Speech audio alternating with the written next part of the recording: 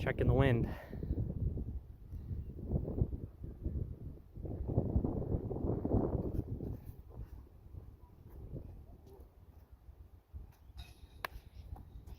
What's up?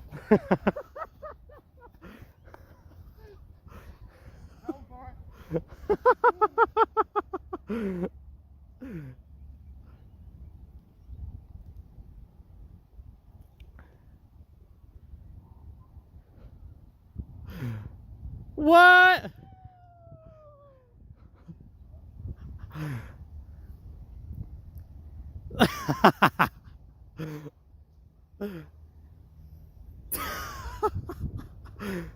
Gee.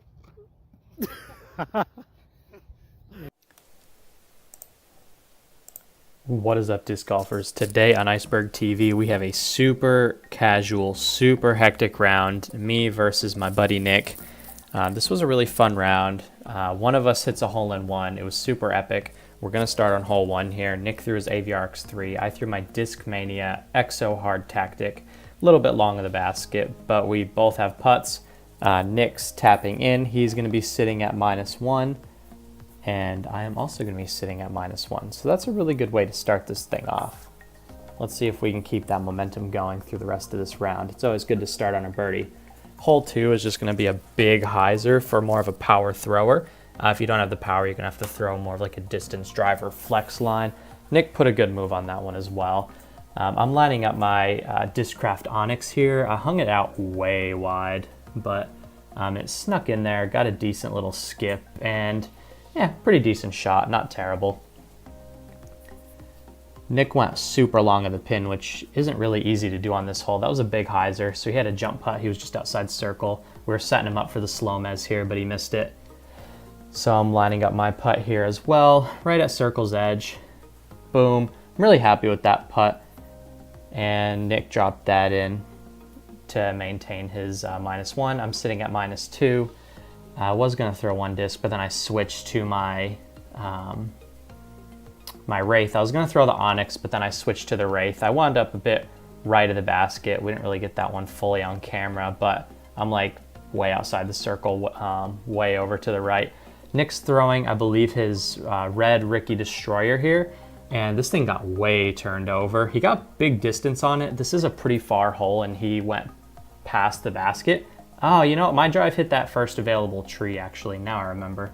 I try to forget when those kinds of things happen. So I threw my Tactic, and this is where I thought my drive landed when I was thinking back to the round. So yeah, I'm sitting in a really bad spot for this hole. This one is a par 4, but it's like a really soft par 4. It's, in my mind, still actually a par 3.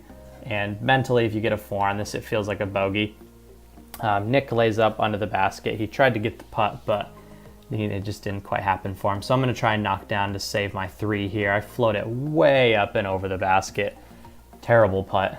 And Nick's really trying to just gain that stroke back that he lost on the previous hole. He cans that putt. Good on Nick. Good putt. And that one got away from me, and I got a fat roll away. So I've got a big comebacker here for the 4. And I'm off the cage again. So I'm going to be tapping in a double bogey here. That's a double bogey 6. That's going to put me at even par, and Nick's going to be at -1. So Nick now has a 1-stroke advantage on me. Actually, sorry, Nick's at -2 now. And Nick just aced the hole. So Nick just threw in the ace. He's pumped. He literally just aced it. We can zoom in. We can see the disc in the basket. Just for proof, he's going to run it out Nico LaCastro style. Huge ace. That was his brand new Sexton Firebird. It was a 2019, but it was unthrown. He got it off our buddy Justin. This was his first ever throw with it. Nick was super pumped. And we actually had, our buddy Darren had an ace bounty going on at our course because we're kind of making this video to celebrate. We just got our baskets back. We've been playing on tone poles. Nico LaCastro almost tears his ACL jumping over the thing. Nick was pumped. Good on him. Nick is sitting at -4 through 4 holes. I'm teeing off with that Discmania Exo Hard Tactic again. I hung it a bit left, but I'm going to have a putt here. If I could sink this putt, I'd feel like I'm kind of back on track. So after that rough putting on the last hole, it felt good to get one back here. So we got Nick at -4. I'm at -1. Next one's one of the longer holes on the course. It's going to be just more of like that big hyzer. So if you can get a big hyzer out into the middle of the field, then you're in a good spot. This is my swirly budgie destroyer. I'm going with the big forehand flex, and if you get enough distance, it doesn't really matter if you wind up over to the right because you're going to always have a window there. But I wind up in a little bit of a weird spot. Nick hyzered way too far left, and he wasn't really sure what to throw on this shot. I think he switched discs a few times. He wound up going, I believe, destroyer. I kind of lost sight of that one. He winds up way on the right side of the fairway. You can see it land, but not very well. I wound up underneath this tree here, and I'm just throwing my most flippy wraith, trying to get it to hyzer flip, and there's a tree on the left. You can see my disc fall down. I hit that tree, and that was just, I literally just threw a forehand to see what would happen, and I hit the tree again. That was just a precky shot. So going XO hard tactic, I tried to throw this thing in, and went just a little bit over the top, but not too bad of a putt. We got Nick up on the top of the hill here. This is his third shot. He's trying to throw it in with his AVR X3, but he winds up having just a nice layup. This one is, we call this one a par 5, I think. So we call this one a par 5. So I'm going to be tapping in a 5 on this one because I hit both the trees, and Nick just, he's being silly. So he is sitting at -4 still. We both took 5s on that one, so he's at -4. I'm still sitting at -1. A 5 on that last hole is literally so bad. It's absolutely terrible. It's like the worst thing ever. I'm going back to my XO hard tactic here, just throwing a nice flat firm shot just to get one up there and get a putt. It's not the easiest tunnel to get through, but it's something, you know, if you play the course often, you feel like you should get. And that was a really nice putt. That was circle's edge. That's going to put me at -2. I was really happy with that putt after that catastrophe on the previous hole. So right now we're sitting at me at -2 and Nick at -5. He's got a 3-stroke advantage that he's maintaining right now. The next hole is just going to be a big forehand bomb. Nick wound up way over to the right. And so this is another opportunity for me to capitalize. This is a beautiful shot. I 100% thought this was an ace. It hit the cage, rolled, circle's edge long. Nick sails his putt over the basket, and that's going to put me in a good spot to hopefully gain a stroke or two back on him. So this is his comebacker, and he airballs it. He makes the second one, but you know we're not going to count that. So he makes that one. He's tapping in a bogey. That's going to drop him down to -4. And I'm going to take a birdie. So my putter's feeling really good all of a sudden. I don't know what happened on that other hole. I was just being stupid. I'm going back to my 4th circle tie pan on this hole. I'm throwing the big hyzer over the tree. And we just tombstoned like maybe 7 or 8 meters short of the basket. It's a good place to be.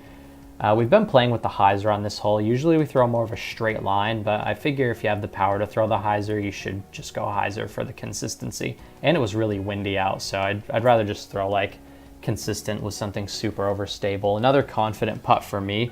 That's going to put me down to 4 under par. Nick chains out, so now Nick and I are officially tied. He's going to be tied with me at 4 under. He taps in his par.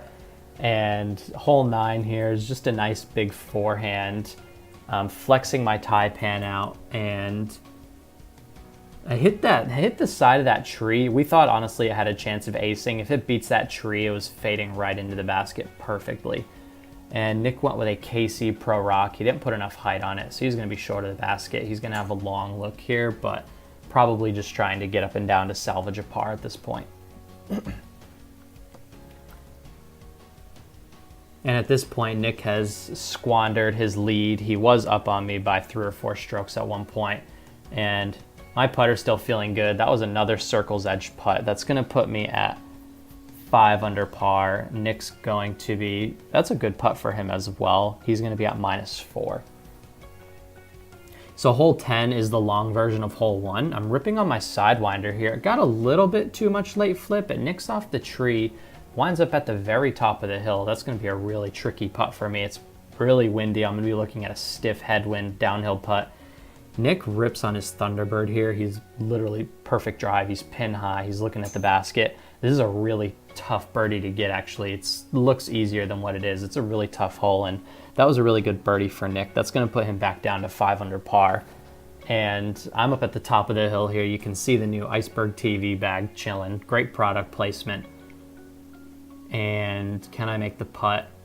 Barely sneaks it over the cage. I like that one. That was a great putt for me. So that's going to maintain the 1-stroke lead. I'm 6 under, Nick's 5 under. And he's ripping on I think that's his Katana. And I'm going to my Sidewinder again, and it just turned over and just got beat down. There was a strong right to left wind, and once that got turned over, it just got smashed. Very lazy upshot. I don't even know why I threw it like that. I don't know who taught me to throw like that, but that was a terrible shot. Just not pleased with it. Not pleased with that one. Nick's going back to his favorite AVR X3, nice color glow AVR X3. So he's putting that right under the basket. Perfect upshot.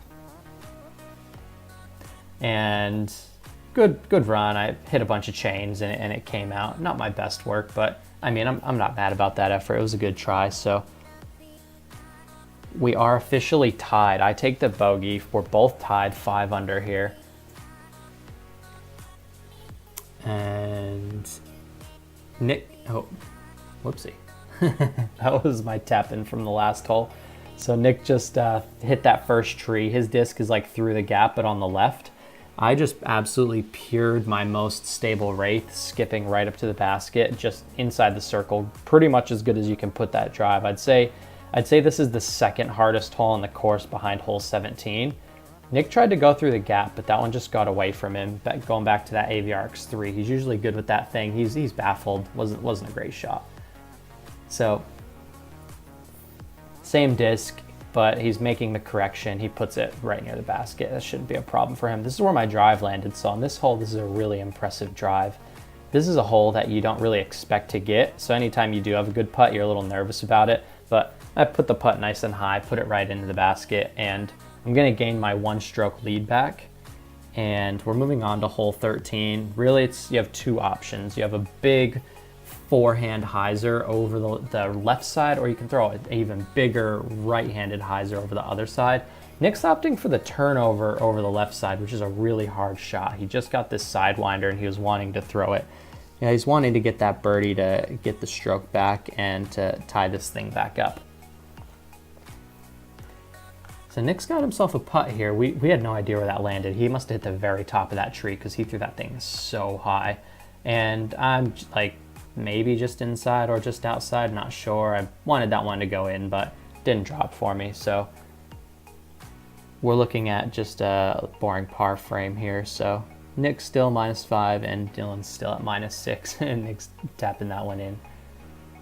And just a nice little picture of the new bag in there. So that's always good. And then this is the longest hole on the course. We had a very strong headwind. So that's my most stable wraith. I pretty much ripped on that full power. I'd say that's like maybe a 440-foot drive. Pretty good.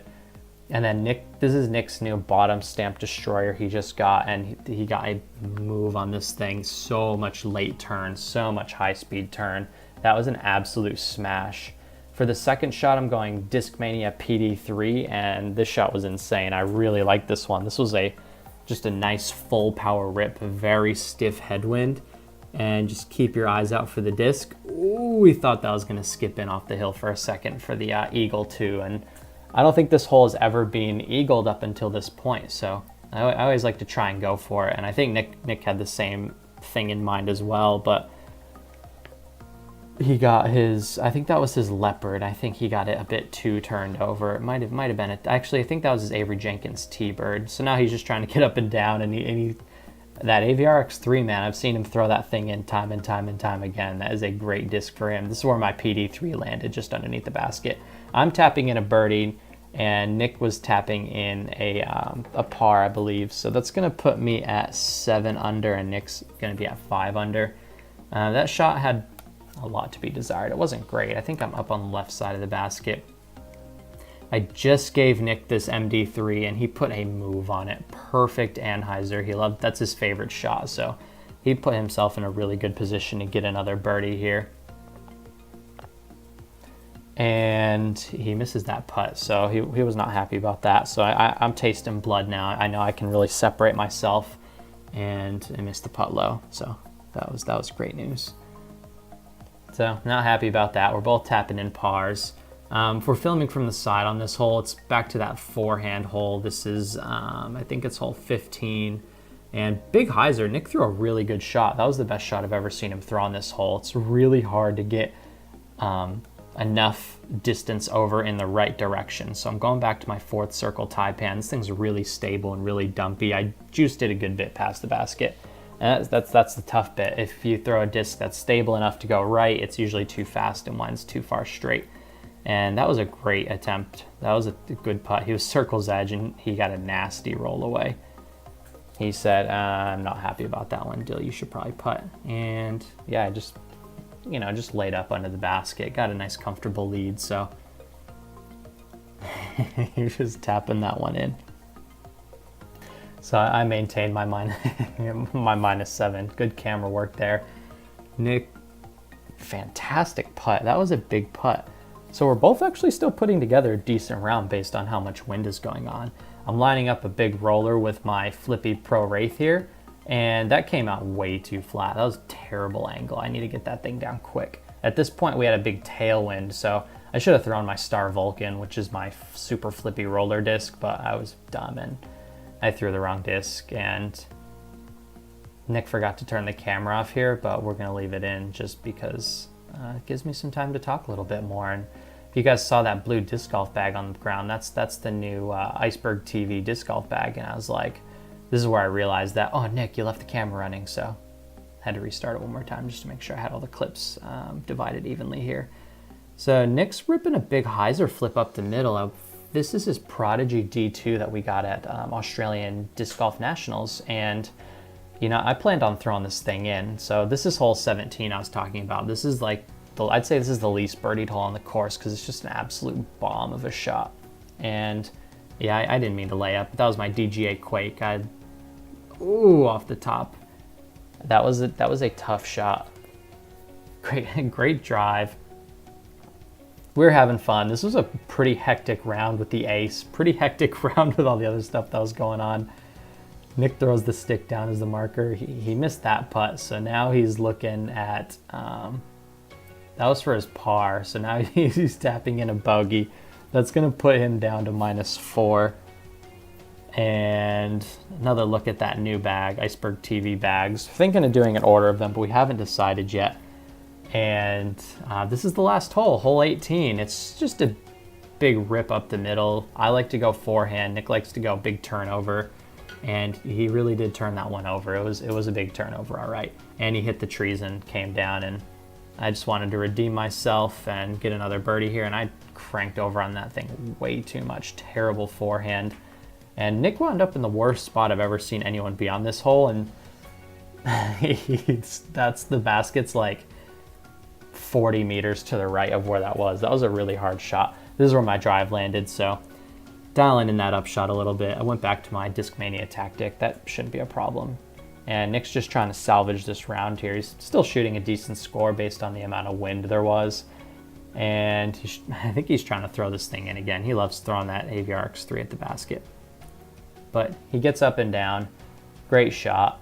And I'm going to tap out here. Good putt for me, actually. That was going to maintain my 7 under par, and Nick is going to drop down to 3 under par after that bogey. And as far as that goes, thank you for watching, guys. That was a really fun and hectic round with the ace and some big putts, some good drives, and it was a lot of fun for you guys to see what we're throwing. And we have baskets back at our full-time course. So thank you for watching. This is Iceberg TV. Thank you one more time to the patrons, and take care.